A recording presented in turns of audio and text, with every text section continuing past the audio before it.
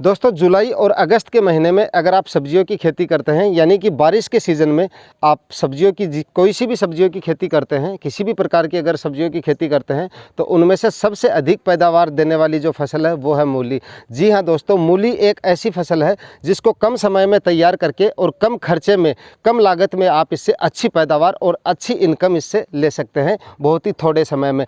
क्योंकि दोस्तों अगेती मूली से आप इसके मार्केट प्राइस जो है आपको इससे काफ़ी अच्छे मिल जाते हैं। कभी कभी तो मतलब इसके जो पिछली साल और इससे पिछली साल की अगर हम बात करें तो इसके 40 से 50 रुपए केजी तक इसके मार्केट जो रेट होते हैं, मंडी के जो भाव होते हैं वो आपको मिल जाते हैं। और पैदावार भी इसकी काफ़ी अच्छी बैठ जाती है पर एकड़ के हिसाब से। तो इसका अगर हम इनकम की बात करें तो पर एकड़ के हिसाब से आप इसमें 2 से 2.5 लाख रुपए आराम से एक मतलब कमा सकते हैं अगर आप जुलाई और अगस्त के महीने में इसकी खेती करते हैं तो। जी हाँ दोस्तों, अगर आप सही तरीके से, सही विधि से और अगर ज़मीन का सही तरीके से चयन करते हैं, सही फर्टिगेशन की अगर आपको जानकारी है तो इससे आप अच्छी इनकम ले सकते हैं और बहुत ही थोड़े समय में इससे आप अच्छी पैदावार भी ले सकते हैं। नमस्कार दोस्तों, मैं हूं सुरेश सिहाग और आप देख रहे हैं आपका अपना यूट्यूब चैनल खेत किसान झुंझुनू। तो चलिए दोस्तों वीडियो को शुरू करते हैं। तो दोस्तों सबसे पहले हम बात करते हैं कि मूली की खेती के लिए ज़मीन किस तरह की होनी चाहिए, किस तरह की भूमि का हम चयन कर सकते हैं।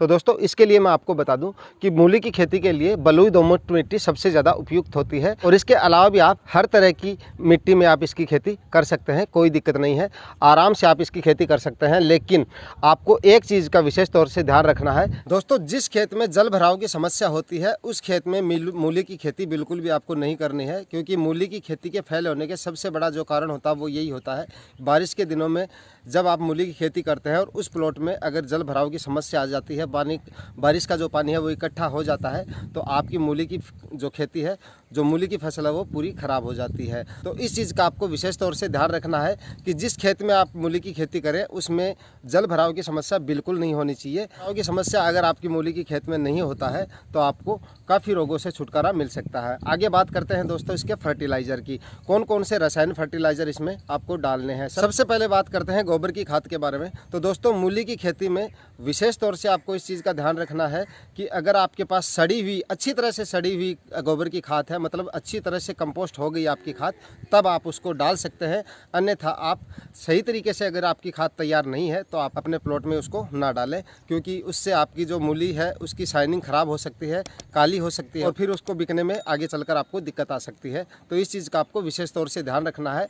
रासायनिक फर्टिलाइज़र की अगर हम बात करें तो 1 एकड़ में आपको 40 केजी DAP ले लेना है और उसके साथ 30 केजी आपको पोटास ले लेना है। इसके साथ आपको 20 केजी यूरिया भी ऐड कर देना है और आपको इन तीनों चीज़ों को लास्ट आखिरी जुताई से पहले, आखिरी कल्टीवेशन से पहले, जो भी आप हेरा निकालते हैं या रोटावेटर निकालते हैं, जो भी निकालते हैं, उससे आखिरी जुताई से पहले आपको छिड़क देना है। और इसके साथ आपको 1 एकड़ में 3 केजी सल्फर भी ऐड कर लेना है। मूली की खेती में दोस्तों सल्फर का भी काफ़ी महत्व होता है, क्योंकि मतलब बारिश के दिनों में हमारी फसल में, सब्जियों की फसल में ज़्यादातर मतलब फंगस की शिकायत बहुत ज़्यादा आती है बारिश के दिनों में। तो सल्फर आपका एक तरह से फंगीसाइड का काम करेगा उसमें, तो इससे आपकी मूली की खेती में फंगस आने के जो चांसेस हो जाते हैं वो काफ़ी कम हो जाते हैं।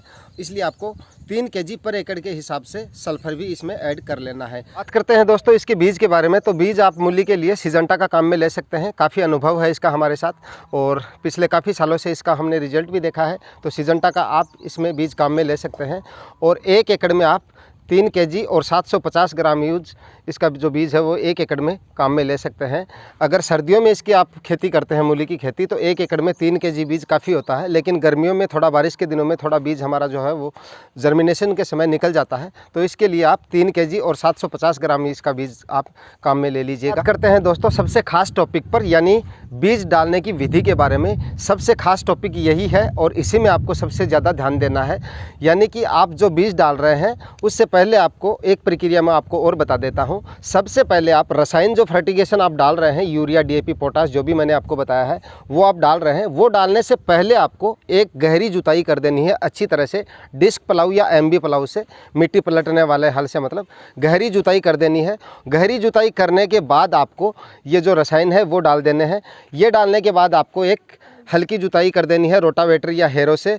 इसके बाद में आपको छिड़काव विधि से आपका मूली का बीज डाल देना है। दोस्तों बीज को छिड़कने के बाद सिंचाई करने से पहले आप 1 लीटर पेंडामेथालिन पर एकड़ के हिसाब से आप इसमें स्प्रे कर दीजिएगा। स्प्रे करने के बाद आप फव्वारा विधि से इसमें आप सिंचाई कर दीजिएगा। एक चीज़ का आपको यहाँ पे और ध्यान रखना है, जब तक आपकी मूली की क्रॉप 15 दिन की नहीं हो जाती तब तक आप अपने खेत में फव्वारों से जो सिंचाई आप करते हैं उनसे आप अच्छी तरह से 15 दिन तक कंटिन्यू नमी बनाकर रखें, क्योंकि टेम्परेचर ज़्यादा होने की वजह से जो अगेती मूली है उसमें थोड़ी निकलने के मतलब जलने के चांस कुछ ज़्यादा हो जाते हैं।